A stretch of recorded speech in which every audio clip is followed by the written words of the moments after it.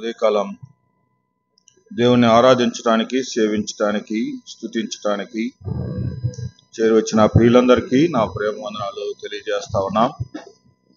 మరి కొద్ది నిమిషాలు దేవుని వాక్యాన్ని మనం ఆలోచన చేయాలని ప్రభు పక్షంన మీదట కొన్ని భాగాలు ఉంచడానికి ఇష్టపడతా ఉన్నాను. వాస్తవానికి ఈ నూతన సంవత్సరంలో దేవుడు ఈ 4వ ఆదివారాన్ని ప్రభు మన మధ్యలో మనకు అనుగ్రహించినందుకు కొరకై మొదటిగా ప్రభువుని నేను ఎంతగానో స్తుతిస్తూ ఉన్నాను. ప్రభు చేసిన కార్యాలు, అద్భుతాలు అనే మాటను కూడా నేను జ్ఞాపకం చేస్తూ ఉన్నాను. అయితే కొన్ని మాటలు నేను మీతో పంచుకోవాలని ప్రత్యేకంగా ఆశపడతా ఉన్నాను. దైవ గ్రంథంలో కొన్ని మాటలు చదువుతున్నాం రండి. గలతీలకు రాసిన పత్రిక 19వ అధ్యాయంలో, గలతీలకు రాసిన పత్రిక 4వ అధ్యాయం 19వ వచన భాగాన్ని చదువుతున్నాం. గలతీలకు రాసిన పత్రిక 4వ అధ్యాయం 19వ వచన భాగాన్ని చదువుతున్నాం. నా పిల్లలారా, క్రీస్తు స్వరూపము మీ అందేర్పడు వరకు మీ విషయమై మరలా నాకు ప్రసవ వేదన కలుగుచున్నది. చాలండి. అపోస్తలుడైన పౌలు గలతీ పత్రికలో జ్ఞాపకం చేస్తున్న ఒక విశేషమైన సంగతిని ఉదయకాలం నేను జ్ఞాపకం చేయాలని ఆశపడుతున్నాను. ఎందుకు నేను ఈ మాట ధ్యానం చేయాలని ఆశపడుతున్నానంటే, మనము దేవుని బిడ్డలుగా, దేవుని కుమారులుగా, దేవుని కుమార్తెలుగా, దేవుని సంఘంగా, దేవుని కుటుంబీకులుగా మనం మరి పిలువబడుతున్నటువంటి సందర్భాలలో, చెప్పుకుంటున్నటువంటి దినాలలో దేవుని స్వరూపం నీకు నాకు తెలియకుండా మనం ఎంత చెప్పుకున్నా వ్యర్థమే. చాలాసార్లు దేవుని స్వరూపం, దేవుని రూపం ప్రాక్టికల్గా మనము చాలా పరిస్థితుల్లో చాలా రూపాలను చూసి ఇది దేవుడి రూపమేమో అనుకుంటున్నాం. ఆ రూపం నీకు నాకు ఏమాత్రము ప్రయోజనకరమైనది కాదు. కానీ గలతీ సంఘంలో, గలతీ పత్రికలో దేవుడు చాలా స్పష్టంగా జ్ఞాపకం చేస్తూ ఆయన అన్నాడు. పత్రికను ఆరంభిస్తున్నప్పుడు ఆయన చెప్పిన మాట, మొదటి అధ్యాయం 1వ వచనం చదువుతున్నాను. మనుషుల మూలంగానైనను ఏ మనుషుల వలనైనను కాక యేసు క్రీస్తు వలనను ఆయనను మృతుల్లో నుండి లేపిన తండ్రి అయిన దేవుని వలను అపోస్తులుగా నియమింపబడిన పౌలను నేనును నాతో కూడా సహోదరులను గలతీలో ఉన్న సంఘములకు శుభమని చెప్పి రాస్తూ ఉన్నారు. పౌలు గారు గలతీలో ఉన్న సంఘానికి, గలతీలో ఉన్న పరిశుద్ధులకు, గలతీలో ఉన్న విశ్వాసులకు, గలతీలో ఉన్నటువంటి దేవుని బిడ్డలుగా చెప్పబడే వారికి రాస్తూ ఉన్నాడు. రాస్తున్నటువంటి సందర్భంలో 4వ అధ్యాయంలో ఆయన వారిని ఇలాగ అంటూ ఉన్నాడు. ఆ సంఘానికి ఒక తండ్రిగా, ఆ సంఘానికి ఒక పెద్దగా, ఆ సంఘానికి క్షేమాన్ని కోరేటువంటి వ్యక్తిగా ఆయన జ్ఞాపకం చేస్తున్నటువంటి ఒక సందర్భాన్ని నేను మీ దృష్టికి తీసుకురావాలని ఆశపడుతున్నాను. ఆయన ఏమంటున్నాడంటే, వచనం 18 కూడా చదువుతున్నాను. 4:18, 4:19 రెండు చదువుతున్నాను. నేను మీ వద్ద ఉన్నప్పుడు మాత్రమే కాక ఎల్లప్పుడూ మంచి విషయంలో ఆసక్తిగా నుండుట యుక్తమే. పౌలు గారు ఆ సంఘంలో ఉన్నప్పుడు, పౌలు గారు ఆ సంఘముతో ఉన్నప్పుడు, పౌలు గారు ఆ సంఘ సహవాసంలో ఉన్నప్పుడు వారిలో ఉన్నటువంటి కొన్ని శ్రేష్టమైన భావాలు ఆయన జ్ఞాపకం చేస్తూ, వారిలో ఉన్నటువంటి పరిస్థితి ఏంటి అంటే, వారిలో ఆసక్తి ఉంది, సంఘములో ఆసక్తి ఉంది. అయితే సంఘమునికి ఇంకొక అవసరత ఉంది అనే మాట ఆయన జ్ఞాపకం చేస్తూ వచనం 19లో చెప్తూ ఉన్నాడు. ఏమని అంటున్నాడు అంటే, నా పిల్లలారా, ఆసక్తి ఉన్నటువంటి వారులారా, దేవుని మందిరానికి వచ్చినటువంటి వారులారా, దేవుని సంఘానికి వస్తున్నటువంటి వారులారా, ఆసక్తి ఉన్న వారులారా, మీలో ఆసక్తి ఉందలే కానీ స్వారూప్యంలోకి రాలేకపోతున్నారు. ఆసక్తి ఉందలే కానీ దేవుని స్వారూప్యతలోకి, దేవుని మనసులోకి, దేవుని ఇష్టంలోకి, దేవుని ఆలోచన విధానంలోకి, దేవుడు చెప్తున్నటువంటి విధానంలోకి రాలేకపోతున్నారు. అది నాకు బాధగా ఉంది, అది నాకు కష్టంగా ఉంది అంటూ ఆయన 19వ వచనంలో చాలా స్పష్టంగా జ్ఞాపకం చేసిన మాట ఏంటంటే, నా పిల్లలారా, క్రీస్తు స్వారూప్యము మీ యందు ఏర్పడు వరకు మీ విషయమై ఏమంటున్నాడంట, మరలా నాకు ప్రసవ వేదన కలుగుతున్నది అన్నాడు. చాలా పర్యాయాలు వారిలో స్వారూప్యం ఉంటుందిలే కానీ ఆ స్వరూపం పోతా ఉందంట. మరలా అది ఏర్పడాలి. క్రీస్తు స్వారూప్యం మరలా ఏర్పడాలి. ఆ రూపం మరలా కనపడాలి. ఆ స్థితి మరలా కనపడాలి. ఆ భాగ్యం మరలా కనపడాలి. ఒకప్పుడు చూసినప్పుడు మీలో ఉంది, ఇప్పుడైతే అది లేదు. క్రీస్తు స్వరూప్యం లేదు. అది మరలా మీ యందు ఏర్పడటానికి నేను మరలా తల్లి ప్రసవ వేదన పడినట్టుగా బిడ్డను కనటానికి ఎలాగో కష్టపడుతుందో అలాగూ నేను కష్టపడటానికి ఇష్టపడుతున్నాను అన్నాడు పౌలు. ఏంటి ఆ స్వారూప్యం? ఈ ఉదయకాలం కొన్ని విషయాలు నేను మీతో చాలా స్పష్టంగా జ్ఞాపకం చేయాలని ఆశపడుతున్నాను. ఏంటి ఆ స్వారూప్యం? దేవుని స్వారూప్యం ఏంటో కొన్ని మాటలు నేను మీ దృష్టికి తీసుకురావాలని ఆశపడుతున్నాను. దయచేసి చాలా స్పష్టంగా, సమయాన్ని వ్యర్థం కాకుండా దేవుని వాక్యం వైపే లక్ష్యం ఉంచి దేవుని వాక్యాన్ని స్పష్టంగా మీరు వెళ్ళాలని నేను ఆశపడుతున్నాను. మొట్టమొదటి స్వారూప్యం ఏంటో చదువుకుందాం రండి. యోహాను సువార్త 14వ అధ్యాయం. యోహాను సువార్త 14వ అధ్యాయం వచనం 16 చదువుదాం. John gospel chapter 14 verse 16.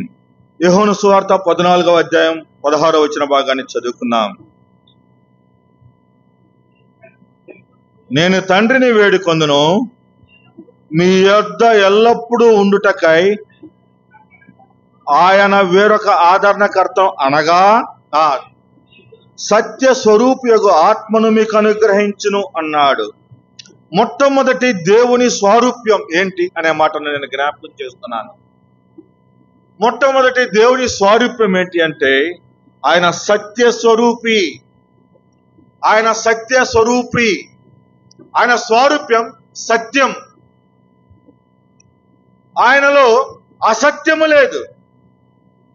ఆయన సత్య స్వరూపి. అందుకే ఆయన గురించి తీర్పు తీస్తున్నప్పుడు ఈయనలో నాకు ఏ దోషము కనబడటలేదు అన్నాడు. అసత్యము లేదు ఆయనలో. ఆయన రూపం పైకి కనబడే రూపం కాదు. ఏదో ఒక అంగి కట్టుకొని, ఏదో ఒక అంగి వేసుకొని, ఏదో చేతులు చాచి, ఏదో గడ్డం పెంచుకొని, ఏదో దీనంగా మొహం పెట్టి పిలిచే ఆ రూపం కాదు ఆయనది.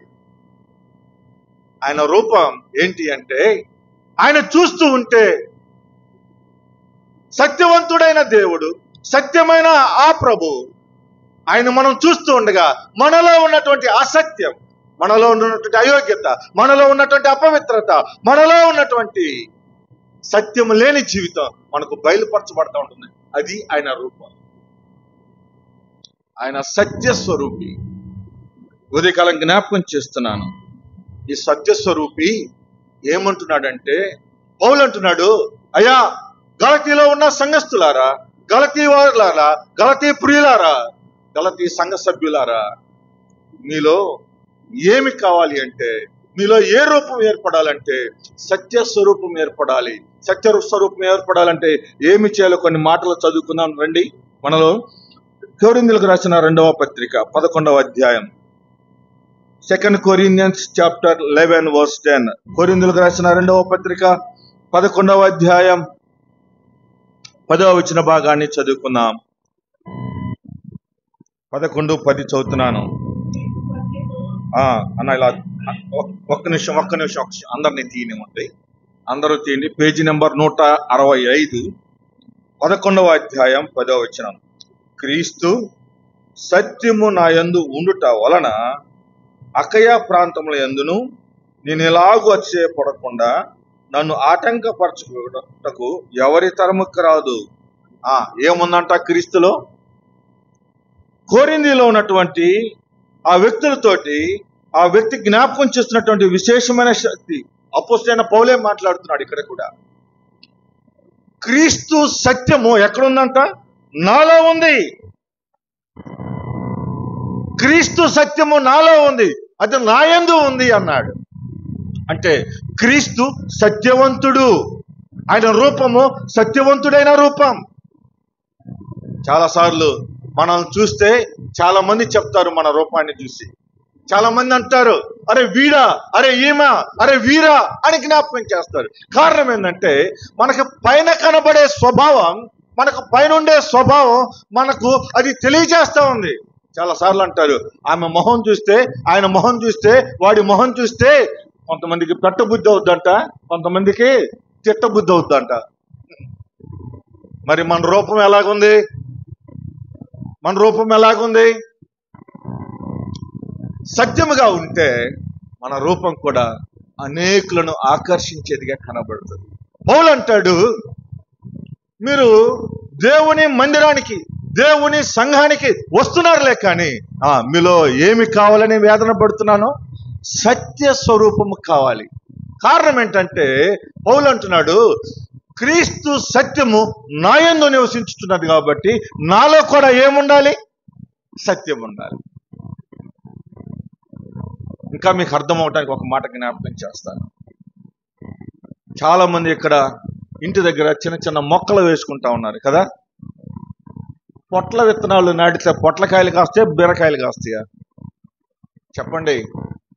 పొట్లకాయలే కాస్తాయి. మరి మీ ఇంట్లో ఎవరికన్నా బీరకాయలు, సొరకాయలు కాస్తే దేవుడు మిమ్మల్ని దీవించునుగాక. కారణం వేరే స్వరూపం ఉందా? ఇప్పుడు పౌలులో క్రీస్తు సత్యం ఉంది కాబట్టి పౌలు కూడా దేని గురించి మాట్లాడుతున్నాడు? క్రీస్తు సత్యము. క్రీస్తు సత్యము పౌలులో పనిచేస్తుంది కాబట్టి క్రీస్తు సత్యము తనలో ఉన్న జీవితం ఎదుటి వ్యక్తిలో కూడా ఉండటానికి అతడు ప్రసవ వేదన పడుతున్నాడు, అతడు కష్టపడుతున్నాడు. సోదరులారా, చాలా పర్యాయాలు సత్యాన్ని అనుసరించి బ్రతకలేని బ్రతుకుల్లో మనం ఉంటున్నాం. పౌలు అంటున్నాడు, క్రీస్తు సత్యము నా యందు నివసిస్తా ఉంది. అలాగైతే ఒక మాట ఎలాగ జ్ఞాపకం చేస్తాను. ఇప్పుడు పౌలు అంటాడు, నా మట్టుకైతే బ్రతుకుట క్రీస్తే, చావైతే నాకు లాభం. కారణం ఏంటంటే నేను సత్యముతో ఉన్నాను, క్రీస్తును ధరించుకొని ఉన్నాను, క్రీస్తులాగా బ్రతకటానికి. ఆయన అన్నాడు, నేను క్రీస్తును పోలి నడుచుకుంటున్నాను కాబట్టి మీరు నన్ను పోలి నడుచుకోండి. అలాగైతే ప్రియులారా, దేవుని బిడ్డలారా, దేవుని బిడ్డలుగా మన జీవితాలలో ఆ స్వరూపం ఏర్పడితే తప్ప దేవునిని మనము చూడలేము. అది గుర్తుపెట్టుకోండి. ఎందుకు పౌలు ఎంత వేదన పడుతున్నాడంటే, పేరుకు సంఘం ఉందలే కానీ మనం పత్రికల్లో జ్ఞాపకం చేసుకుంటాం, బ్రతుకుచున్నామన్నట్టు మనం ఉన్నాములే కానీ చెప్పండి ఎవరమంట? మనం మృతులమే అన్నాడు.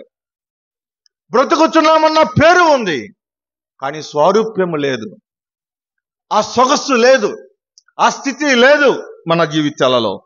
కాబట్టి క్రీస్తు సత్యమందు ఉన్నాడు కాబట్టి క్రీస్తు సత్యము ఎవరిలో ఉన్నారంటే ఆయన యందున్న వారిలో, ఆయనను విశ్వసించే వారిలో, ఆయన బిడ్డలయ్యే వారిలో, ఆయనకు సంబంధించిన వారిలో ఉంటేనే వారు ఆయన వారిగా కనబడతారు. అలాగైతే సంఘంలో ఉన్న కుటుంబంగా, కుటుంబాల్లో ఉన్నటువంటి వ్యక్తులముగా మన జీవితాల్లో ఏముండాలంటే క్రీస్తు సత్యము మనలో ఉండాలి అనే మాటను మొట్టమొదటిగా జ్ఞాపకం చేస్తున్నాను. 2 కొరింథీయులకు రాసిన పత్రిక 12వ అధ్యాయానికి రండి. కొరింథీయులకు రాసిన 2వ పత్రిక 12వ అధ్యాయం వచనం 6 చూద్దాం. చూడండి.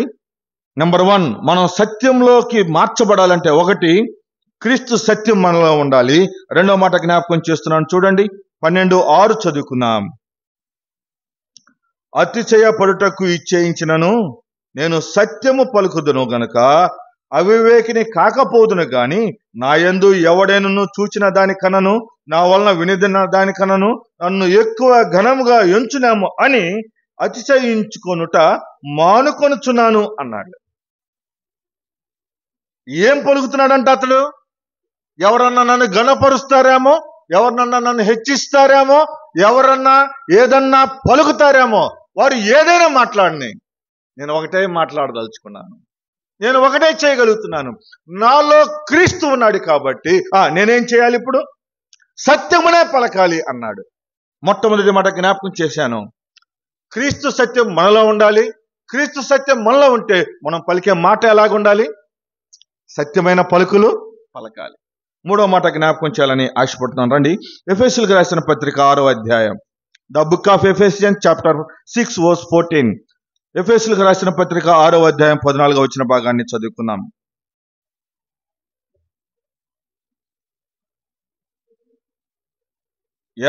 అనగా మీ నడుమునకు సత్యమనేది దట్టి కట్టుకొని నీతి అను మైమర్పు తొడుగుకొని పాదములకు సమాధాన సువార్త ఫలమైన సిద్ధ మనసును తొడుగుకొని నిలవబడుడి. ఇవన్నీ గాక విశ్వాసమును డాలు పట్టుకుని దానితో మీరు దుష్టుని అగ్ని బాణముల నుండి ఆర్పుటకు శక్తిమంతులగుదురు అన్నాడు. మూడవ మాట నేను జ్ఞాపకం చేస్తున్నాను. సత్యం అనేది దట్టి మనకుంటే మనం ఎలాగుంటామంట? దుష్టుని అగ్ని బాణములను ఆర్పే శక్తి మనకుంటది. అప్పుడు మనము క్రీస్తు వారంగా నిలబడగలుగుతాం. సత్యం అనేది దట్టి ఏంటి అంటే ఇది పాపమును దూరం చేసేది. అందుకే ప్రభు గురించి వ్రాయబడుతున్నటువంటి విశేషమైన మాట ఏంటంటే ఆయన దోషము లేనివాడు, ఆయన పాపము లేనివాడు. ప్రభువారు అన్నారు, నాలో పాపం ఉన్నదని ఎవరైనా రుజువు చేయగలరా అన్నాడు. ఎవరు రుజువు చేయలేనటువంటి, ఎవరు ఏలెత్తి చూపించలేనటువంటి జీవితం కలిగినటువంటి, సత్య జీవితం కలిగినటువంటి వారు మన ప్రభువే సత్యం అనే మాట నేను జ్ఞాపకం చేస్తున్నాను. ఆయన అంటున్నాడు, యోహాను సువార్తలో జ్ఞాపకం చేస్తూ వచ్చాడు, తీనక్కర్లేదు కానీ నేనే మార్గమును సత్యమును జీవమునై ఉన్నాను, నా ద్వారా తప్ప అన్నాడు. అలాగైతే నువ్వు దేవుని బిడ్డగా దేవుని చూడటానికి, దేవుని బిడ్డగా దేవుని కార్యాలు నీలో జరగటానికి, దేవుని బిడ్డగా దేవుని కుమారుడిగా నువ్వు స్వీకరించబడటానికి నీలో ఏం కావాలి అంటే దేవుని సత్యము నీలో కావాలి. అది ఉంటేనే దేవుడు నీలో ఆ కార్యాలను, దేవుడు నీలో ఆ బీజాన్ని, దేవుడు నీలో ఆ సువాసనను, దేవుడు నీలో ఆ ఫలింపును, దేవుడు నీలో ఆ యోగ్యతను, దేవుడు నీలో ఆ పరిపక్వతను అనుగ్రహించే జీవితం అనుగ్రహిస్తాడు అనే మాటను నేను జ్ఞాపకం చేస్తున్నాను. పేతురు రాసిన మొదటి పత్రిక రండి.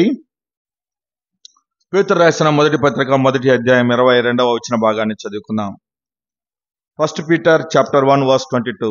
మొదటి పేతురు రాసిన పత్రిక 1వ అధ్యాయం 22వ వచన భాగాన్ని చదువుకుందాం. మీరు క్షయ బీజం నుండి కాక శాశ్వతమగు జీవం గల దేవుని వాక్య మూలముగా అక్షయ బీజం నుండి పుట్టింపబడిన వారు గనుక నిష్కపటమైన సహోదర ప్రేమ కలుగునట్లు పట్టుకున్న మాట పట్టుకోండి, మీరు సత్యమునకు విధేయులవుట చేత మీ మనస్సులను ఏం చేయాలంట? ఏమి చేయాలంట? పవిత్రపరచుకున్న వారయ్యుండుడి. ఒకరినొకడు హృదయపూర్వకంగాను మిక్కటముగాను ప్రేమించుడి. ఏలయనగా సర్వ శరీరులు గడ్డిని పోలిన వారు అందమంతయు గడ్డి పువ్వు వలె ఉన్నది. గడ్డి ఎండును దాని పువ్వును రాలును. అయితే చెప్పండి, ప్రభు వాక్యము చెప్పండి, అప్పుడప్పుడు అవసరం ఉన్నప్పుడు, అక్కర కలిగినప్పుడు, ఆపద మొక్కులు ఉన్నప్పుడు కనబడుతుంది. అదేనా ఉంది ఇక్కడ? అమ్మా వింటున్నారా? ఎంతమంది నిద్రపోతున్నారో దేవునికి వందనాలు. అప్పుడప్పుడు దేవుని వాక్యం ఉంటుందా? దేవుని వాక్యం ఎప్పుడు నిరర్ధకమయ్యేది కాదు. ఆయన వాక్కు శాశ్వత కాలం ఉండేటువంటిది. ఆయన మాటలో జీవం ఉన్నది, ఆయన మాటలో శక్తి ఉన్నది, ఆయన మాటలో విశేషత ఉన్నది అనే మాటలు నేను జ్ఞాపకం చేస్తున్నాను. మనము క్షయ బీజం నుండి అక్షయ బీజం అనే జీవితంలో మనం ఉన్నటువంటి వారం కాదు, కానీ సత్యమును అనుసరించి బ్రతికేటువంటి వారం, సత్యమును అనుసరించి జీవించేటువంటి వారం. అలా సత్యములకు విధేయులయ్యే వారిగా మనం ఉంటే క్రీస్తు స్వారూప్యము ఎక్కడుంటుందంట? మనలో ఉంటుంది. అలాగైతే ఉదయకాలం జ్ఞాపకం చేస్తున్నాను. మొట్టమొదటిగా మాటగా క్రీస్తు స్వారూప్యంలో విశేషమైన మాట ఏంటంటే సత్యము. సత్యము సత్య స్వరూపి ఆయన స్వారూప్యము సత్యము. ఆయన స్వారూప్యం మనలో ఏర్పడాలంటే మనము కూడా ఎలాగుండాలి అంటే క్రీస్తును పౌలులాగా ధరించుకోవాలి, క్రీస్తు సత్యము ఉంచుకోవాలి. అంత మాత్రమే కాదు, క్రీస్తు సత్యమే పలకాలి. అంతేకాదు, సత్యమనేది దట్టి కట్టుకొని కదా పాపమునకు దూరంగా ఉండాలి. అంతేకాదు, సత్యమునకు విధేయులగుతూ ఉండాలి. అసత్యాన్ని సమ్మతించే వారిగా మనం ఉండకూడదు. సత్యమునకు విధేయులుగా కనబడాలి. ఇది క్రీస్తు స్వారూప్యం. మొట్టమొదటి మాట నేను జ్ఞాపకం చేశాను. రెండవ స్వరూపాన్ని చదువుకుందాం రండి. యోహాను సువార్త 17వ అధ్యాయం. John gospel chapter 17 verse 25. యోహాను సువార్త 17వ అధ్యాయం 25వ వచన భాగాన్ని చదువుకుందాం. 17వ అధ్యాయం 25వ వచనం చదువుకుందాం. నీతి స్వరూపుడగు తండ్రి, లోకము నిన్ను ఎరగలేదు, నేను నిన్ను ఎరుగుదును, నీవు నన్ను పంపితోని వీరెరిగి ఉన్నారు. రెండవ మాట నేను జ్ఞాపకం చేస్తున్నాను. రెండవ స్వారూప్యం ఏంటి అంటే, రెండవ స్వారూప్యాన్ని నేను చాలా స్పష్టంగా నీతో జ్ఞాపకం చేస్తున్నాను. మొట్టమొదటిది సత్యస్వరూపం. క్రీస్తులో ఉన్న మొట్టమొదటి రూపం సత్యస్వరూపం. రెండవ మాట నీతి స్వరూపుడు. ఆయన నీతిమంతుడు, నీతి స్వరూపము కలిగినటువంటి వాడు. యేసుక్రీస్తు ప్రభువారు ఈ లోకంలో జీవించినప్పుడు ఆయన అందరూ సిలువ వేడి అంటున్నారు కదా. అందరూ సిలువ వేడి అని కేక వేస్తా ఉంటే పిలాతు భార్య అంటుంది, అయ్యా ఆ నీతిమంతుని జోలికి వెళ్ళద్దు. ఆయన నీతిమంతుడు. సత్యానికి నీతికి చాలా వ్యత్యాసం ఉంది. నీతి గురించి జ్ఞాపకం చేయాల్సిన కొన్ని సంగతులు నేను మీకు జ్ఞాపకం చేస్తాను. లూకా సువార్త 1వ అధ్యాయానికి రండి. 75వ వచనం చదువుకున్నాం. Luke gospel chapter 1 verse 75. లూకా సువార్త 1వ అధ్యాయం 75వ వచన భాగాన్ని చదువుకున్నాం.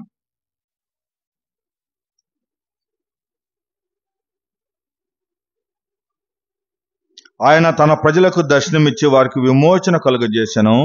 తన సేవకుడైన దావీదు వంశమందు మన కొరకు రక్షణ శృంగమును, అనగా మన శత్రువుల నుండి, మనను ద్వేషించు వారిని అందరి చేతుల నుండి తప్పించి రక్షణ కలుగజేసెను.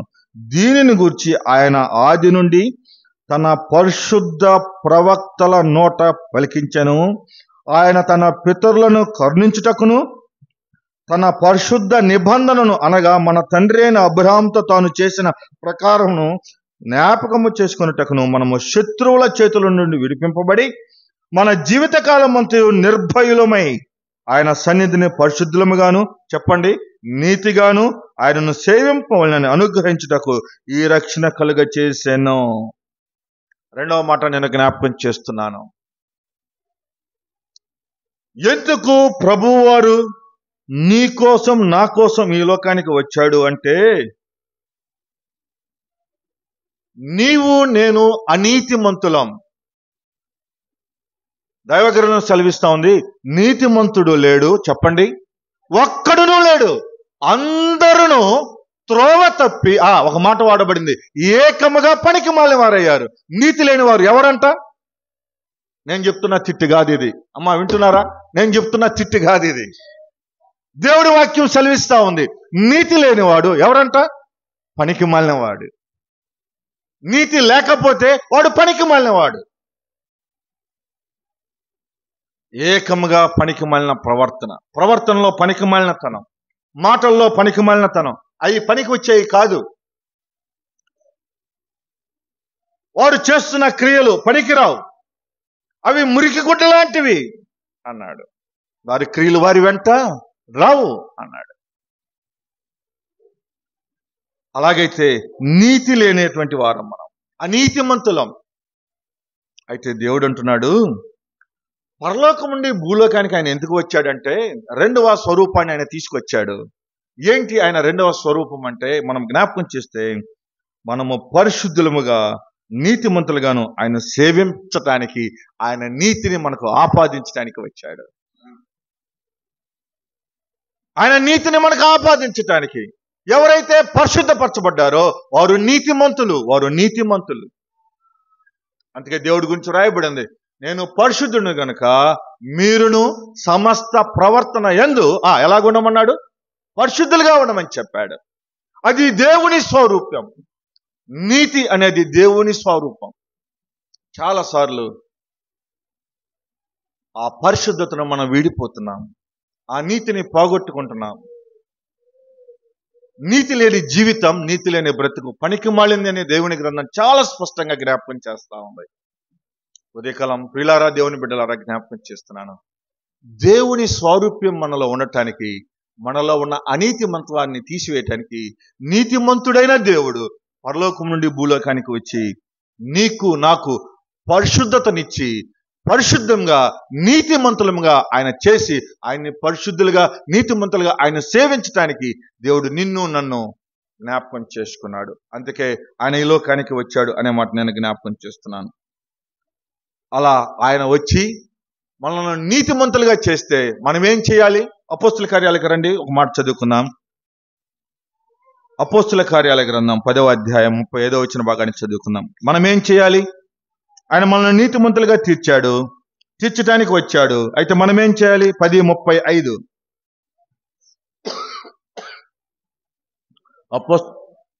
అపోస్తుల కార్యాల గ్రంథం 10వ అధ్యాయం 113వ పేజ్. ప్రతి జనమును ఆయనకు భయపడి ఏం చేయాలంట? మీ బైబిల్లో ఉందా? మీ బైబిల్లో ఏముందో చదవండి. దేవుడు చెప్తున్నాడు, దేవుడు పక్షపాతి కాడని నిజముగా గ్రహించి ఉన్నాను. ప్రతి జనములోను ఆయనకు భయపడి నీతిగా నడుచుకుని వాణిని ఆయన అంగీకరిస్తాడు. అలాగైతే ఉదయకాలంగా జ్ఞాపకం చేస్తున్నాను, ఎవరైతే నీతిని అంగీకరిస్తారో, ఎవరైతే నీతి దగ్గరికి వస్తారో, నీతిగా ఉండటానికి ఇష్టపడతారో, దేవుడు వారిని అంగీకరిస్తాడు. దేవుడు వారిని అంగీకరిస్తాడు. అంగీకరించే దేవుడు. ఎందరు తన్ను అంగీకరిస్తారో అనగా తన నామమందు విశ్వాసం ఉంచు వారికి ఏమి లేదంట, దేవుని పిల్లలయ్యే అధికారం అనుగ్రహిస్తాడు. రోమిలకు రాసిన పత్రికలో జ్ఞాపకం చేస్తున్నాడు, క్రీస్తు నందున్న వారికి ఇప్పుడు ఏమీ లేదు, ఏ శిక్ష విధియు లేదు అని జ్ఞాపకం చేశాడు 8వ అధ్యాయంలో. అలాగైతే ప్రియులారా, మన ప్రభువు నీతిమంతుడు, మనల్ని నీతిమంతులుగా చేయటానికి వచ్చాడు. ఎవరైతే ఆయన అంగీకరిస్తారో వారు నీతిమంతులు అవుతారు. అంగీకరించిన వారు ఏం చేయాలంట? ఇప్పుడు చెప్పండి. నీతిగా నడుచుకోవటం, ఆయన స్వరూప్యం కలిగి ఉండటం. మనము నీతిగా నడుస్తూ ఉంటే ఆయన స్వరూపం, ఆయన స్వారూప్యం మనలో ఉంటది. అప్పుడు మనము దేవుని బిడ్డలుగా గుర్తించబడతాం, దేవుని బిడ్డలుగా మనం ఉంటాం అనే మాటను నేను జ్ఞాపకం చేస్తున్నాను. కొరింథీయులకు రాసిన మొదటి పత్రిక 13వ అధ్యాయానికి రండి. కొరింథీయులకు రాసిన మొదటి పత్రిక 13వ అధ్యాయం వచనం 6 అనుకుంటాను. 13:6.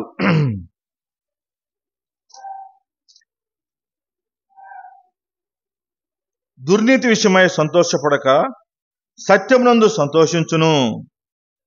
సత్యంలో ఏముందంట?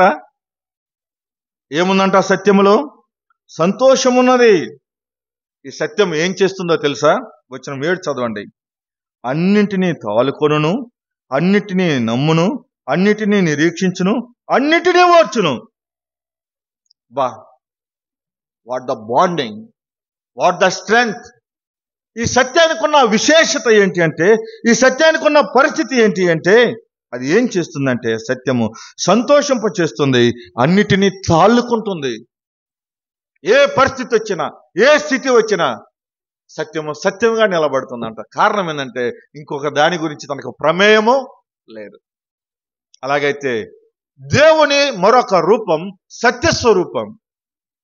ఆ సత్యస్వరూపం మనలో ఏర్పడటానికి పౌలు చాలా చాలా చాలా ప్రయాసపడి ఆ సత్య సువార్తను నీ కోసం నా కోసం ఇప్పటి వరకు ఆయన అనేకులకు అందించాడు.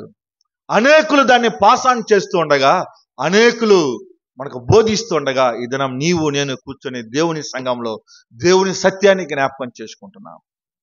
మనం ఈ సత్యాన్ని జ్ఞాపకం చేస్తూ ఉండగా మనం చేయవలసిన ప్రాముఖ్యమైన విషయం ఏంటంటే, మనము కలిగి ఉండవలసిన విశేషమైన భావం ఏంటంటే, మనము సత్యము కలిగి నడుచుకోవాలి, సత్యముగా ప్రవర్తించాలి. ఫిలిప్పీయులకు రాసిన పత్రిక 1వ అధ్యాయం వచనం 10 కూడా జ్ఞాపకం చేస్తాను రండి. ఫిలిప్పీయులకు రాసిన పత్రిక 1వ అధ్యాయం వచనం 10 చదువుతున్నాను. 9, 10, 11 వచనాలు కలిసి ఉన్నాయి, చదువుకుందాం. మీరు శ్రేష్టమైన కార్యములను వివేచింపగలవారగుటకు మీ ప్రేమ తెలివితోనూ సకల విధములైన అనుభవ జ్ఞానంతోనూ కూడినదై అంతకంతకు అభివృద్ధి పొందవలనని, ఇందువలన దేవునికి మహిమయు స్తోత్రము కలుగునట్లు మీరు చదువుకుందాం చూడండి. యేసు క్రీస్తు వలనైనా ఎవరి వలన అంటే ఇది యేసు క్రీస్తు వలనైనా నీతి ఫలములతో నిండుకున్న వారై క్రీస్తు దినమునకు నిష్కపటములను నిర్దోషులను కావాలనని ప్రార్థించుతున్నాను. సత్యం మనలో ఉంటే సత్య ఫలం వస్తుంది. దేవుడి కోరిక ఏంటంటే మనము ఫలించాలని. ఏ ఫలం అంటే నీతి ఫలం ఫలించాలి. నీతి ఫలం ఫలించాలి. సత్యమనే ఫలం ఫలించాలి. నీతి ఫలం మనం ఫలిస్తే దేవుడికి ఇష్టం. అందుకే దేవుడి జ్ఞాపకం చేస్తున్నాడు, ఫలముల నాశించిన పరలోక తండ్రి తేరి చూచుచున్నాడు నీ వైపు. ఫలముల నాశించిన పరలోక తండ్రి తేరి చూచుచున్నాడు నీ వైపు.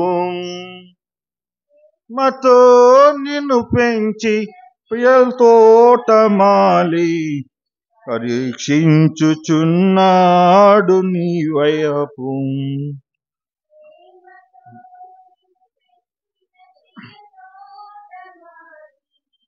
పరీక్షించుచున్నాడు నీ కాపు. ఫలించకుండుట నీకు న్యాయమా? మాని సహనముతో చలగాటమా. ఫలించకుండుట నీకు న్యాయమా? యజమాని సహనముతో చలగాటమా. ఫలముల నాశించిన పరలోక తండ్రి తేరి చూచుచున్నాడు నీ చాలు. దేవుడు మనలో నీతి ఫలం ఫలించాలని, ఆయన నీతి ఫలముగా ఉన్నాడు. ఆ నీతి ఫలం ఫలించాలని దేవుడు ఆశపడతా ఉన్నాడు. ఒకవేళ మనం నీతి ఫలాన్ని ఫలించకపోతే దేవుడు అంటున్నాడు, అయ్యా ఎంతో కాలం నుంచి ఈ చెట్టును చూస్తున్నాను, ఎంతో కాలం నుంచి ఈ వ్యక్తిని చూస్తున్నాను, ఎంతో కాలం నుంచి ఈ సంఘంలో ఉన్న విశ్వాసం చూస్తా ఉన్నాను, ఒక్కరిలో కూడా ఏమీ లేదు, ఫలము లేదు. ఒకవేళ ఫలము లేకపోతే ఆయన అంటున్నాడు, ఇదిగో ఫలములు ఆశించాను నేను, ఒక్క ఫలము కూడా లేదు, ఫలించాల్సిన ఫలము దానిలో లేదు, ఈ చెట్టును నరికివేయి అన్నాడు. ఇదిగో ఇప్పుడే గోడలు ఈ చెట్టు వేరున ఉంచబడతా ఉంది. ఒకవేళ ఇది ఫలించకపోతే ఏం చేస్తానన్నాడు? దీన్ని నరికి వేయమన్నాడు. వ్యవసాయకుడు అంటున్నాడు, అయ్యా ఈ ఒక్క సంవత్సరం నాకు అవకాశమే. నేను చేయాల్సిందంతా ఇప్పటి వరకు బాగానే చేశాను. ఇప్పుడు మీరు ఆ మాట చెప్పారు కాబట్టి నేను ఇంకొక పని చేస్తాను. ఏంటి ఆ పని అంటే, నేను బాగుగా దాన్ని లోతుకు త్రవ్వి, ఆ చెట్టు దగ్గర బాగుగా లోతుకు త్రవ్వి దానిలో ఉన్న రాళ్ళన్నిటినీ ఏరి పక్కన పడవేసి, ఇప్పుడు దానికి సత్తువ నీరు అన్నిటినీ వేసి నేను ఉంచుతానయ్యా. ఈ ఒక్క సంవత్సరం నాకు అవకాశమే అంటున్నాడు. ఉదయకాలం జ్ఞాపకం చేస్తున్నాను, సత్యం అనే స్వరూపము, నీతి అనే స్వరూపము మనలో లేకపోతే దేవుడు అనీతిమంతులను జ్ఞాపకం చేసుకోడు, తీసి పడవేస్తాడు. ఆయనకు హేయం, అనీతిమంతత్వం ఆయనకి హేయం, ఆయనకి ఇష్టమైనది కాదు అనే మాటను నేను జ్ఞాపకం చేస్తున్నాను. మూడవ స్వరూపానికి నేను జ్ఞాపకం చేస్తాను, సమయానికి ముగిస్తాను, ఎవరు ఏమి ఇబ్బంది పడవలసినటువంటి అక్కరలేదు. మూడవ స్వరూపాన్ని నేను జ్ఞాపకం చేయాలని ఆశపడతాను. ఫిలిప్పీయులకు రాసిన పత్రిక 1వ అధ్యాయం వచనం 19 చదువుకుందాం. దేవుని మూడవ స్వరూపం చాలా విశేషంగా దైవ గ్రంథంలో చెప్పబడిన మూడవ స్వరూపాన్ని నేను జ్ఞాపకం చేస్తున్నాను. మరియు నేను ఏ విషయంలోనూ సిగ్గుపడక ఎప్పటి వల్ల ఇప్పుడును పూర్ణ ధైర్యముతో బోధించటం వలన నా బ్రతుకు మూలంగానైనా సరే, చావు మూలంగానైనా సరే, క్రీస్తు నా శరీరం ఎందుకున్నాను. ఫిలిప్పీ 1:19.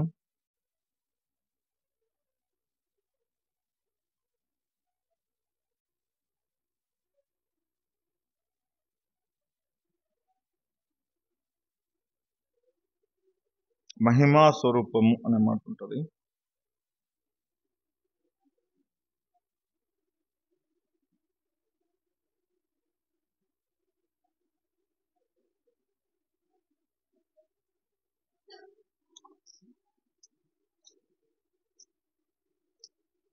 పేతురు రాసిన మొదటి పత్రిక 5వ అధ్యాయం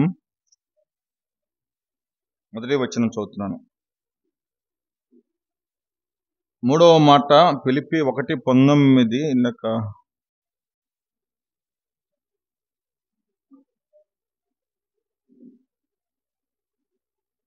మహిమా స్వరూపి అయిన క్రీస్తు అనే మాట ఉంటుంది అక్కడ. సరే, 3వ మాటను అలాగ పెట్టుదాం. 3వ మాట మహిమా స్వరూపి ఆయన. ఈ మహిమా స్వరూపి ఏమి జ్ఞాపకం చేస్తున్నాడంటే 5:1 పేతురు రాసిన మొదటి పత్రిక 5:1 ఆయన జ్ఞాపకం చేస్తూ 5వ వచనంలో అన్నాడు, తోటి పెద్దలను క్రీస్తు శ్రమలను గూర్చిన సాక్షిని బయలుపరచబడబోవు మహిమలో పాలివాడనైన నేను మీలోని పెద్దలను హెచ్చరించుచున్నాను. బలిమి చేత కాక దేవుని చిత్త ప్రకారం ఇష్టపూర్వకంగా దుర్లాభాపేక్షతో కాక సిద్ధ మనసుతో మీ మధ్యనున్న దేవుని మందను పై విచారణ చేయుచు దాన్ని కాయుడి అని జ్ఞాపకం చేశాడు. 3వ మాటను నేను జ్ఞాపకం చేస్తున్నా. ఆయన మహిమా స్వరూపం. ఏంటి ఆయన మహిమా స్వరూపం అంటే, మనము మహిమలో పాలివారు అవటానికి, మనము దేవుని మహిమా స్వరూపంలోకి మార్చబడటానికి ఆయన పెద్దలను జ్ఞాపకం చేస్తూ ఉన్నాడు. మహిమలో ఉంచాలి, మహిమలో ఇష్టపూర్వకంగా దుర్లాభాపేక్షతో కాక దేవుని యొక్క సిద్ధ మనసుతో దేవుని మందను కాచేవారిగా కనబడాలి అని జ్ఞాపకం చేస్తూ వచ్చాడు. మహిమా స్వరూపం. దేవుని మహిమను చూడాలి, ఆయన మహిమను వివరించాలి, ఆయన మహిమను జ్ఞాపకం చేసుకోవాలి. ఆయన మహిమలో మనం ఉండటానికి జ్ఞాపకం చేయబడేటువంటి స్థితిగతులు ఆయన జ్ఞాపకం చేస్తూ ఉన్నటువంటి మాటను నేను చూస్తున్నాను. 2వ తెస్సలోనికీయుల పత్రిక రండి, 2వ అధ్యాయం 16వ వచనం. తెస్సలోనికీయులకు రాసిన 2వ పత్రిక, తెస్సలోనికీయులకు రాసిన 2వ పత్రిక 2వ అధ్యాయం వచనం 16 చూడండి.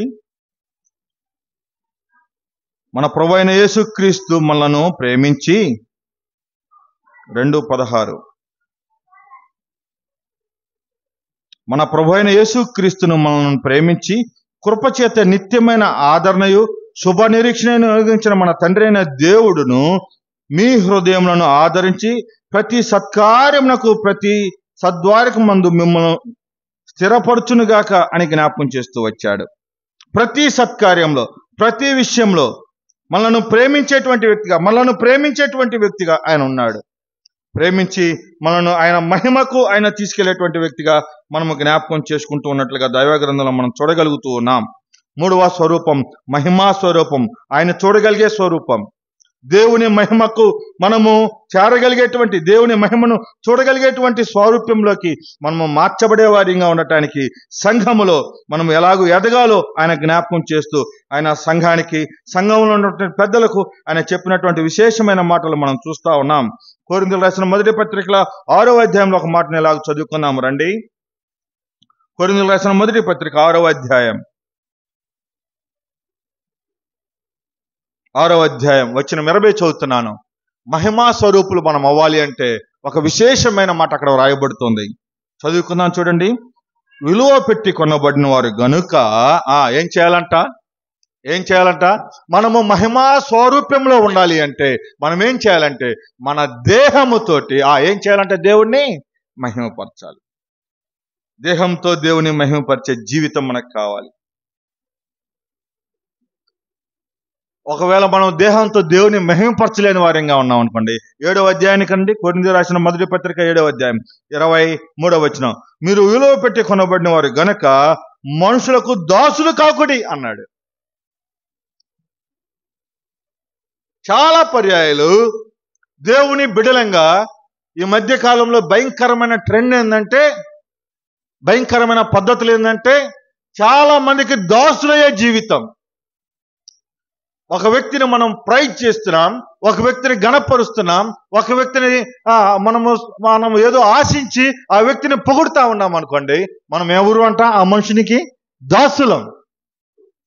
ఒకవేళ నువ్వు ఎవరినన్నా పొగడాలి అంటే పొగడదగినటువంటి వ్యక్తి ఆయన మన ప్రభు అయిన యేసుక్రీస్తు.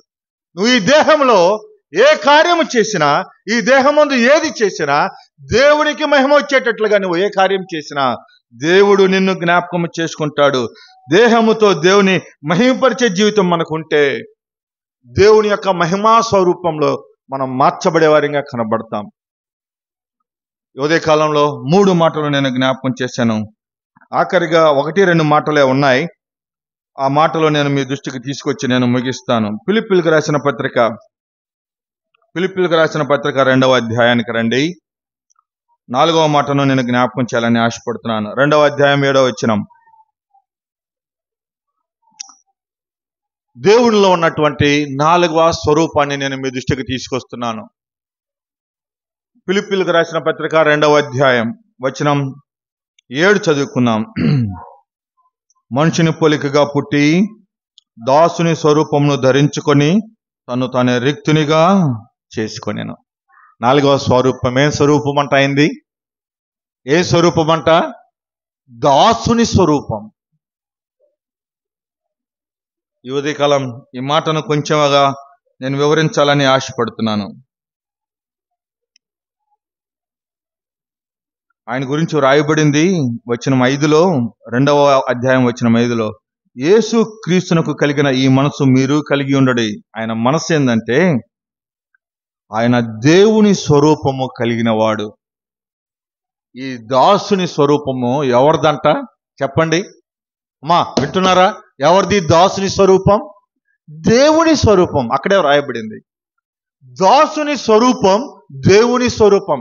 చాలా సార్లు మన జీవితాలలో దాసులుగా, దేవునికి దాసులుగా, దేవునికి ఇష్టలుగా, దేవుని దాసులుగా మనం చెప్పబడలేకపోతున్నాం.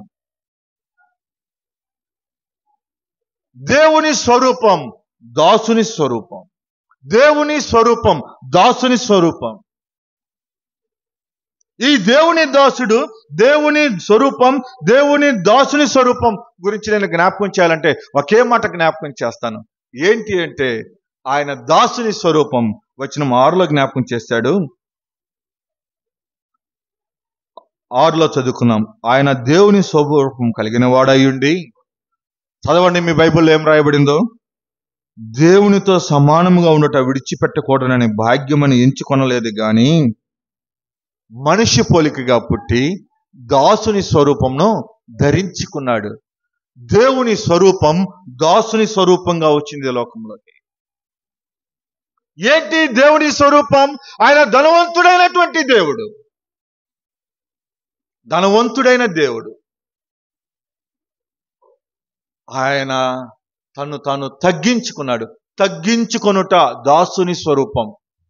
దాసుని స్వరూపం అంటే తగ్గింపబడినవాడు. అందుకే దైవ గ్రంథంలో వ్రాయబడుతూ ఉన్నటువంటి మాట ఏంటంటే తను తగ్గించుకునేవాడు హెచ్చించబడతాడు. దాసుని స్వరూపం, తగ్గించబడిన స్వరూపం. ధనవంతుడయ్యుండి ఆయన తను తగ్గించుకున్నాడు. తండ్రితో ఉండే భాగ్యం, తండ్రితో పక్కన కూర్చునే సింహాసనం, తండ్రితో ప్రైజ్ చేయబడే జీవితం యెషయా గ్రంథంలో మనం చదువుకుంటాం. కోట్ల కొలది దూతల మధ్య గాన ప్రతిగానములు చేయబడవలసినటువంటి జీవితం తంది. సకల లోక దేవతలందరూ ఆయన దగ్గర సాష్టాంగ పడవలసినటువంటి జీవితం. భూమి ఆయన చూడవలసినటువంటి జీవితం. ఆకాశము ఆయన చూడవలసినటువంటి, ఆయన వివరించవలసినటువంటి జీవితం. కానీ దేవుడు అంత గొప్ప వ్యక్తి అయ్యుండి తను తగ్గించుకున్నాడు. He will come down. ఆయన క్రిందికి వచ్చాడు, తగ్గించుకొని వచ్చాడు. ఉదయకాలం జ్ఞాపకం చేస్తున్నాను, నీలో నాలో ఈ రూపం ఏర్పడాలి. ఏంటి ఆ రూపం అంటే తగ్గించబడే జీవితం, తగ్గింపు జీవితం. చాలా పర్యాయాలు మనం హెచ్చించుకుంటున్నాం. హెచ్చించబడితే ఏమీ లేదు. దేవుని వాక్యం చాలా స్పష్టంగా, చాలా క్లియర్గా చెప్తా ఉంది. తను హెచ్చించుకునేవాడు ఏం చేయబడతాడంట? తగ్గించబడతాడని చెప్పబడుతుంది. ఈ దినాల్లో చూస్తున్నాం. నేను ఎరుగుదును ఒక సేవకుడిని. ఆ సేవకుడు బయటకు వచ్చి చాలా చక్కగా వాక్యాన్ని చెప్తున్నాడు. చక్కని సంఘాన్ని నడిపిస్తా ఉన్నాడు. కానీ కుటుంబంలో బిడ్డలు సరిగా లేరు, వ్యక్తులు సరిగా లేరు. తన తండ్రి పేరు చెప్పుకొని, తన జీవితాన్ని చెప్పుకొని వారు బ్రతుకుతూ ఉంటే, ఇలా నాన్నగారు కూడా ఏమంటున్నాడంటే, ఆ సేవకుడు కూడా ఏమంటున్నాడంటే, అయ్యా నా బిడ్డలేందో తెలుసా, నా వారేందో తెలుసా? దేవుడు దాన్ని కోరట్లేదు. God cannot accepted that type of situations అంటున్నాడు దేవుడు.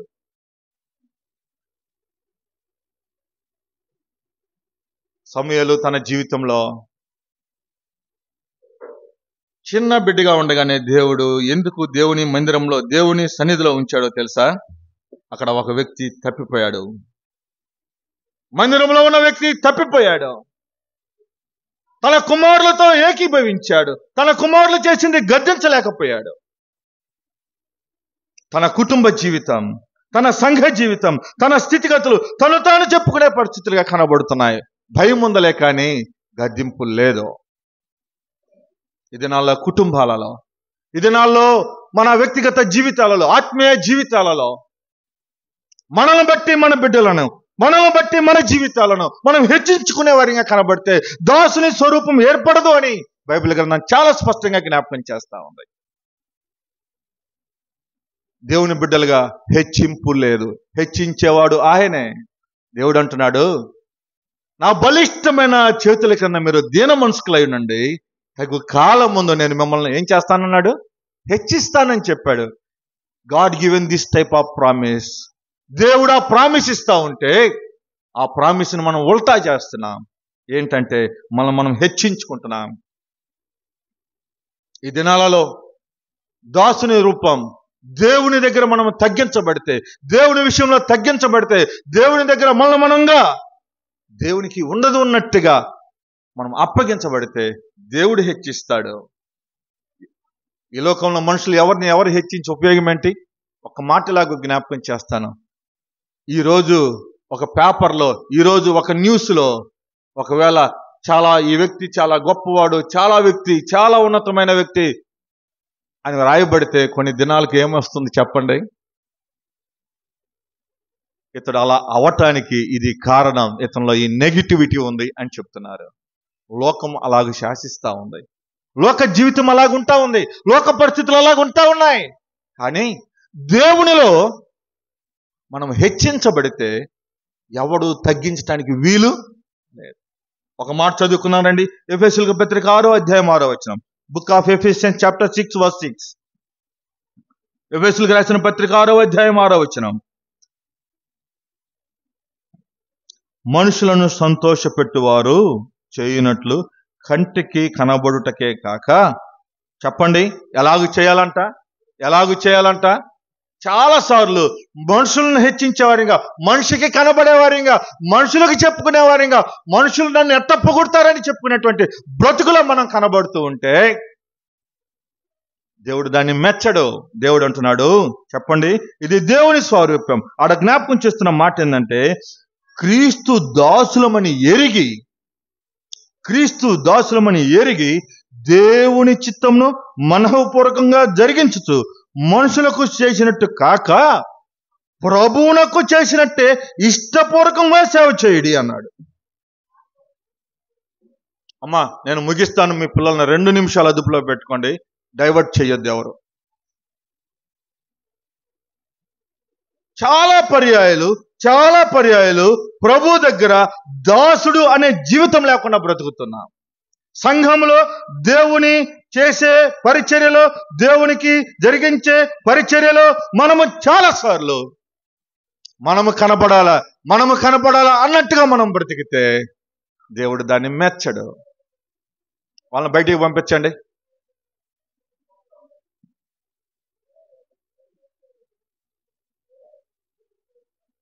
క్రీస్తు దాసులమని ఎరిగి దేవుని చిత్తమును మనఃపూర్వకంగా జరిగించుచు మనుషులకు చేసినట్టు కాక, ఎవరికి చేయాలంట?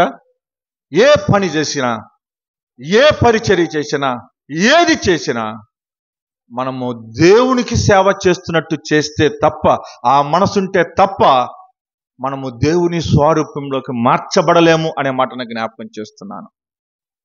అది దేవుని రూపం, దేవునికి ఇష్టం అనే మాటను నేను జ్ఞాపకం చేయాలని ఆశపడుతున్నాను. పేతురు రాసిన మొదటి పత్రిక 2వ అధ్యాయం వచనం 16. పేతురు రాసిన మొదటి పత్రిక 2వ అధ్యాయం 16వ వచనాన్ని చదువుతున్నాను. స్వతంత్రులయ్యుండుము, దుష్టత్వమును కప్పిపెట్టకు మీ స్వాతంత్రమును వినియోగపరచక. చెప్పండి, ఈరోజు ఇండిపెండెన్స్ డే కదా, ఈ మాట అన్నా చెప్పండి కనీసం. దేవునికి దాసులమని ఏం చేయమన్నాడు? లోబడి ఉండుడి, లోబడి ఉండుడి. లోబడుట అది మన స్వాతంత్రం, మనకు స్వతంత్రం వచ్చినట్టు. చాలా స్పష్టమైన మాట, చాలా స్పష్టంగా జ్ఞాపకం. స్వతంత్రులై ఉండి దుష్టత్వమును కప్పిపెట్టుటకు మీ స్వాతంత్రమును వినియోగపరచక. దుష్టత్వాన్ని కప్పిపెడుతున్నాం. దేవునికి అయిష్టమైనది, దేవునికి ఇష్టం లేనిది, మన స్వలాభం కోసం, మన సొంతం కోసం, మన పేరు ప్రఖ్యాతుల కోసం, మన గొప్పతనం కోసం, మన ఉనికి కోసం మనం ఏం చేస్తున్నామంటే కొన్ని విషయాలు దేవునికి అయిష్టమైనవి కప్పిపెడుతున్నాం. దేవుడు అంటున్నాడు, అలాగుండక ఏం చేయమంటున్నాడు? మీ స్వాతంత్రమును వినియోగపరచక దేవునికి దాసులమని లోబడి ఉండుడి. అందరినీ సన్మానించుడి, సహోదరులను ప్రేమించుడి, దేవునికి భయపడుడి, రాజును సన్మానించుడి. పనివారులారా, మంచివారును సాత్వికులైన వారికి మాత్రమే కాక ముష్కరులైన మీ యజమానులకును పూర్ణ భయంతో లోబడి ఉండుడి. ఎవడైనను అన్యాయంగా శ్రమ పొందుచు దేవుని గూర్చిన మనస్సాక్షి కలిగి దుఃఖము సహించిన యెడల అది హితమగును. తగ్గించబడటం దాసుని రూపం, దేవుని స్వరూపం దాసుని రూపం, తగ్గించబడటం దాసుని రూపం. అందుకే పౌలు చాలా పర్యాలు జ్ఞాపకం చేస్తాను. పౌలు అన్నాడు, నా జీవితంలో, నా బ్రతుకులో, నా నడతలో, నా స్థితిగతుల్లో నా మట్టుకైతే బ్రతుకుట క్రీస్తే. కారణం ఏంటంటే నా ప్రభువు నా కోసం శ్రమ పడ్డాడు. పరలోకం నుండి భూలోకానికి వచ్చి సుందరుడైన ప్రభు, యోగ్యుడైన ప్రభు, పరిశుద్ధుడైన ప్రభు, నీతిమంతుడైన ప్రభు, సత్యస్వరూపైన ప్రభు, మహిమా స్వరూపైన ప్రియ ప్రభు నా కోసం నాలో ఆ సారూప్యం ఏర్పరచటానికి ఆయన ఎన్నిక లేని వాడైపోయాడు. అటుకైకు నిలువుకైకు ఆ కలువరిగిరిలో ఆయన మండు టెండలో వేలాడదీయబడ్డాడు. ఆయన స్వరూపాన్ని నాకు అప్పగించటానికి, ఆయన స్వరూపంలో నన్ను మార్చటానికి, మహిమా స్వరూపంలోకి కదా, సత్య స్వరూపంలోకి, దాసుని స్వరూపంలోకి నన్ను తీసుకురావటానికి తన దాసుని స్వరూపం నా కోసం ఆ కలువరిలో ఆయన అప్పగించాడు. అప్పగించి దాన్ని నీకు నాకు జ్ఞాపకం చేశాడు. రోమీయులకు రాసిన పత్రిక 6వ అధ్యాయం 18వ వచనానికి రండి. రోమీయులకు రాసిన పత్రిక 6వ అధ్యాయం 18వ వచనం. పాపం నుండి విమోచింపబడి, చెప్పండి, నీతికి దాసులైతరి. దేని నుంచి విమోచించబడ్డాం మనం? ఎవరైతే విమోచించబడ్డారో వారు నీతికి దాసులయ్యారు. ఈ ఉదయకాలం మనం కూడా దేనికి దాసులం అవ్వాలంటే నీతికి దాసులయ్యాలి. నీతి అంటే మన ప్రభువైన యేసుక్రీస్తు వారే. అది ఆయన స్వారూప్యం. మనం ఆయన స్వారూప్యంలోకి మార్చబడాలంటే మనము నీతికి దాసులు అవ్వాలి. పాపం నుండి విమోచించబడ్డాం, ఇప్పుడు మనము నీతికి దాసులు. ఇందుకు దేవునికి స్తోత్రం. ఉదయకాలం ఈ కుడికలో ఎవరైతే నీతికి దాసులయ్యారో వారిని బట్టి దేవునికి వందనాలు. అయితే నీతి స్వరూప్యం మనలో ఏర్పడటానికి పౌలు ప్రయాసపడుతున్నాడు. ఆ దినంలో పౌలు ప్రయాసపడ్డాడే, కానీ ఈరోజు దేవుడే ప్రత్యక్షంగా నీ కోసం నా కోసం ఆయన విజ్ఞాపన చేస్తున్నాడు. ఎన్ని మార్లు చెప్పినా లోబడిని వాడికి శ్రమ అని దేవుని గ్రంథంలో రాయబడుతోంది. స్వరూప్యం మనలో ఏర్పడకపోతే శ్రమే. ఒక తల్లి బిడ్డను పెంచింది, బిడ్డ తల్లిదండ్రుల మనసులో, తల్లిదండ్రుల ఆలోచనలో, తల్లిదండ్రుల పనిలో లేకుండా వాడు భిన్నంగా ప్రవర్తిస్తే ఆ తల్లిదండ్రులకు ఉండే వేదన, ఆ తల్లిదండ్రులకు ఉండే బాధ, ఆ తల్లిదండ్రులకు ఉండే కన్నీరు, ఆ తల్లిదండ్రులకు ఉండేటువంటి ఆ చిన్నపోయినతనం ఎంత భయంకరంగా ఉంటుందో. వీడు ఎన్ని చెప్పినా నాకు వింటలేదయ్యా అని తల్లి తండ్రి బాధపడతా ఉంటే ఆ బాధ పక్కవారు చూసి తల్లిదండ్రులు మంచోలే కానీ వాడు చెడిపోయిన వాడు అంటా ఉంటే ఎంత కష్టమో. లోకం కూడా దేవుని వైపు చూపిస్తా ఉంది. ఇదిగో నీ సంఘానికి వచ్చేవారు నీ బిడ్డలుగా కనబడుతున్నటువంటి వారు, కానీ వారిలో నీ స్వారూప్యం లేదు. నువ్వేమో విజ్ఞాపన చేస్తున్నావు, నువ్వేమో వారి కోసం ప్రార్థన చేస్తున్నావు, నువ్వేమో రక్తం కార్చావు, ప్రాణం పెట్టావు, వారికి కావాల్సినంతా చేశావు. వారిని నీతికి దాసులుగా నువ్వు చేస్తే వారు నీతిని ప్రేమించట్లేదు తెలుసా అని లోకం అంటా ఉంది. ఎక్కడ ఉన్నాం మనము నీతికి దాసులమైతే దేవునికి స్తోత్రం. ఆఖరి మాట నేను ముగిస్తున్నాను, అయిపోయింది సమయం, ముగిస్తున్నాను. ఆఖరి మాట జ్ఞాపకం చేస్తున్నాను. పేతురు రాసిన మొదటి పత్రిక, మొదటి యోహాను పత్రిక 4వ అధ్యాయం.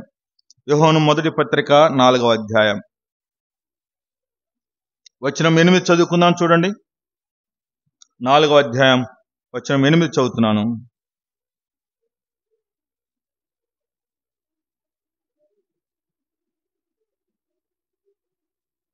దేవుడు ఉందా? మీ బైబిల్లో ఉందా?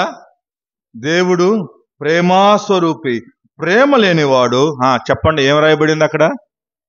దేవుణ్ణి ఎరుగడు. ఉదయకాలం ఒక్క మాట నేను ముగిస్తున్నాను. దేవుడు ప్రేమాస్వరూపి, దేవుడు ప్రేమాస్వరూపి. దేవుని స్వరూపం ఈ ఉదయకాలం జ్ఞాపకం చేస్తున్నాను. 5వది ప్రేమాస్వరూపం. ఎంత ప్రేమాస్వరూపం అంటే మనమెన్నడూ ఆయన్ను ప్రేమించలేదు, కానీ ఆయనే మనలను ప్రేమించాడు. ఎంతగా ప్రేమించాడంటే ప్రాణమును పెట్టినంతగా ప్రేమించాడు. ఆయన పెట్టిన ప్రాణం, ఆ ప్రాణం యొక్క విలువ ప్రపంచంలో కొన్ని కోట్ల మంది జీవప్రాప్తుల్ని చేయటానికి బలిష్టమైన ప్రాణం. తరతరాలకు, యుగయుగాలకు ఆయన ప్రాణం యొక్క విలువ ఇంకా అర్థం కావట్లేదు. మనము శత్రులమై ఉండగా, మనము అయోగ్యులమై ఉండగా, మనము దుష్టులమై ఉండగా, రోమీయులకు రాసిన పత్రికలో జ్ఞాపకం చేయబడింది, మనం ఇంకనూ బలహీనమై ఉండగానే క్రీస్తు యుక్త కాలంలో భక్తిహీనుల కొరకు చనిపోయాడు. అది ఆయన ప్రేమ. భక్తిహీనులుగా మనం ఉండి భక్తిని లేని బ్రతుకుతూ ఇంకా దేవుడి దగ్గరికి వస్తూ దేవుణ్ణి ఎరుగక బ్రతుకుతూ ఉంటే ఉదయకాలం ఛాలెంజ్గా జ్ఞాపకం చేస్తున్నాను. నువ్వు దేవుణ్ణి ఎరగకపోతే, నువ్వు దేవుణ్ణి తెలుసుకోకపోతే నీలో దేవుని స్వారూప్యం ఉండదు, దేవుని ప్రేమ లేదు. దేవుని ప్రేమ నువ్వు ఎరుగకపోతే నువ్వు దేవుణ్ణి ఎరుగని వాడవు, ఎరుగని దానవు. దేవుని ప్రేమ విశేషమైనది. చాలా మాటలు, చాలా వచ్చిన భాగాలు ఉన్నాయి, కానీ నేను తీయటానికి సమయం లేదు. ఆయన ప్రేమాస్వరూపి. ఆ ప్రేమాస్వరూపి ఆయన ఏం చేశాడంటే పరలోకం నుండి భూలోకానికి వచ్చి నిన్ను నన్ను ఉచితంగా ప్రేమించాడు. ఉచితముగా ఆయన కృప ద్వారా నీవు నేను రక్షించబడ్డా. ఆయన రక్షించాడు, ఉచితంగా రక్షించాడు, ఉచితంగా ఆయన ప్రేమ చూపించాడు. ఆ ఉచితమైన ప్రేమ, ఉచితం అంటే నీకు నెగ్లిజెన్సీగా కనబడుతుంది. ఎంతకాలమైందో నువ్వు మందిరానికి వచ్చి, ఎంతకాలమైందో దేవుని రుచి చూచి, ఎంతకాలం నుంచి ఆరాధనలో బల్లలో చేయవేస్తున్నావు నాకు తెలియదులే, కానీ నీలో ప్రేమ లేదు, ప్రేమ స్వారూప్యం లేదు. ఒకవేళ ప్రేమ స్వారూప్యం నాలో ఉంటే, మనలో ఉంటే, మనలను బట్టి అనేకులు మందిరానికి, దేవుని సంఘానికి, దేవుని ఇంటికి, దేవుని దగ్గరకు వచ్చేవారే. కారణం ఏంటంటే ప్రభువు వెతుక్కుంటూ వచ్చాడు, నిన్ను రక్షించాడు, అనేకులను రక్షించాడు. కానీ కొంతమంది నిన్ను చూసి ఆగిపోతున్నారు. కారణం ఏంటంటే నీలో దేవుని ప్రేమ కనబడట్లేదు. దేవుని ప్రేమించలేని బ్రతుకులు అయిపోతున్నాయి. ప్రేమ ఉందని చెప్పుకుంటున్నాంలే, కానీ ప్రేమ గురించి రాయబడింది కొరింథీయులకు రాసిన మొదటి పత్రిక 13వ అధ్యాయం. ఇంటికి వెళ్ళిన తర్వాత చదవండి. ప్రేమ లేనివాడు వ్యర్థుడు అని రాయబడింది. ప్రేమ లేకపోతే వ్యర్థుడు. దేవుని ఎరిగిన వాడు వ్యర్థుడు, ఉపయోగం లేదు. బ్రతుకుచున్నామన్న పేరు ఉందలే కానీ మనము మృతులమే. తల వంచండి, ప్రార్థన చేద్దాం. Let us pray. ఉదయకాలం దేవుని స్వారూప్యం ఎరిగిన వారిగా ఉన్నామా? దేవుని పైరూపం చూసి ఆలోచిస్తున్నావా నువ్వు? ఇంకా ఏదో ఒక ఎర్రటి అంగీ వేసుకొని, ఏదో పెంచిన గడ్డం, చేతులు చాచి చేతుల్లో 2 మేకులు కొట్టిన రక్తపు మరకలు, దీనంగా పెట్టిన ఫేస్ అనుకుంటున్నాం ఆయన రూపం అంటే? అది కాదు ఆయన రూపం. ఆయన రూపం అంటే ఆయన సత్యస్వరూపి. ఆయన రూపం అంటే ఆయన ఆత్మస్వరూపి. ఆయన రూపం అంటే ఆయన నీతి స్వరూపము. ఆయన రూపం అంటే మహిమా స్వరూపము. ఆయన స్వరూపం అంటే దాసుని స్వరూపము. ఆయన స్వరూపం అంటే ప్రేమా స్వరూపము. ఇవి ఉంటే ఆయన బిడ్డలం మనం. పౌలు అంటున్నాడు, అయ్యా ఇవి మీలో మరలా ఏర్పడు వరకు నేను ప్రసవ వేదన పడుతున్నాను అంటున్నాడు. ఒక్క మాట చెప్ప, ఉదయకాలం ఉందా? నీలో ఏర్పడిందా? నీలో ఏర్పడిందా? ఏ ఒక్క స్వారూప్యమన్నా నీకుందా ప్రభు దగ్గరది? నేను ప్రభు బిడ్డను అని యథార్థంగా నీ గుండెల మీద నువ్వు చేసుకొని ప్రభు ఎదుట చూస్తూ చెప్పగలవా? Yes, I am child of God. నేను దేవుని బిడ్డను. దేవుని స్వరూపం నాలో ఇది ఉంది. ఒక్క స్వరూపం ఉందా నీకు ఈ ఉదయకాలం? అది లేకపోతే ప్రభు దగ్గర ఒక మాట చెప్పు, ప్రభువా నేను బ్రతుకుతున్నానన్న పేరు ఉందలే కానీ వ్యర్థమైనది, పనికిరానిది ఆ జీవితాన్ని కలిగి బ్రతుకుతున్నందువల్ల నేను ఫలించలేకపోతున్నాను, బ్రతకలేకపోతున్నాను, నిలబడలేకపోతున్నాను, ఆదరించబడలేకపోతున్నాను, ఆదరణ పొందలేకపోతున్నాను. నీ స్వరూపం నాలో ఏర్పడటానికి నువ్వు ఇంకా విజ్ఞాపన చేస్తున్నావు. ఇంకా గొప్ప సహవాసాన్ని ఇచ్చినా కూడా నాలో ఏర్పడలేదు. కారణం నా అవివేకమే. క్షమించు ప్రభు అని ఒక మాట ప్రభువుకి చెప్పు. పరిశుద్ధుడైన తండ్రి, నీకు వందనాలు, స్తోత్రాలు చెల్లిస్తున్నాను. అయ్యా, పౌలు గలతీ పత్రికలో జ్ఞాపకం చేస్తున్నాడు, సంఘం నిన్ను ఎరిగినదే, ఆరాధించే సంఘమే, కానీ వారిలో ఆసక్తి ఉందలే కానీ స్వరూపం లేదు. అయ్యా, ఆసక్తి బయటకు కనబడుతుంది కానీ స్వరూపం లోపల నుండి నువ్వు చూసేవాడు. పైరూపాన్ని నువ్వు లక్ష్య పెట్టే దేవుడు కాదు ప్రభా, అంతరంగాన్ని చూసే దేవుడు. మా అంతరంగం ఏమాత్రమో చాలా పర్యాలు నీ స్వరూప్యాన్ని మర్చిపోతా ఉంది. మేము మనుషులను సంతోషపెట్టేవారంగా కనబడుతున్నటువంటి దౌర్భాగ్యమైన జీవితాల్లో ఉన్నాం. క్షమించమని వేడుకుంటున్నాం. పౌలు అంటున్నాడు, ఈ స్వారూప్యము, క్రీస్తు స్వారూప్యం మీలో ఏర్పడే వారికి మరలా నేను ప్రసవ వేదన కలిగి ఉన్నాను అన్నాడు. కానీ దాన్ని మేము లెక్క చేయక చాలా పర్యాయాలు నీ స్వారూప్యంలో నుండకుండా, నీ దాసుని స్వరూపాన్ని కలిగి లేక, నీ నీతి స్వరూపాన్ని కలిగి లేక, నీ మహిమా స్వరూపాన్ని కలిగి లేక, నీ సత్య స్వరూపాన్ని కలిగి లేక, నీ ప్రేమ స్వరూపాన్ని కలిగి లేక మా ఇష్టాను చొప్పున మేము బ్రతుకుతూ ఉన్నాం. ఆ బ్రతుకు వలన మేము కష్టాన్ని కొని తెచ్చుకుంటున్నాం, నష్టాన్ని కొని తెచ్చుకుంటున్నాం, బాధను కొని తెచ్చుకుంటున్నాం, నిట్టూర్పును కొని తెచ్చుకుంటున్నాం. అయ్యా, ఏడుపు, కన్నీరు, నిద్రలేని జీవితాన్ని కొని తెచ్చుకుంటున్నాం. క్షమించండి. ఉదయకాలం మా సంఘంలో ఎవరైనా ఇంకా నీ స్వరూప్యంలో ఏర్పడని బిడ్డలు ఎవరైనా ఉంటే క్షమించండి.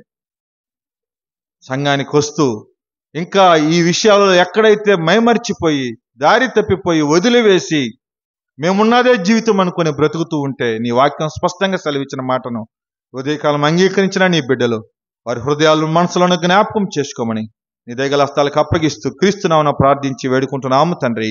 ఆమేన్.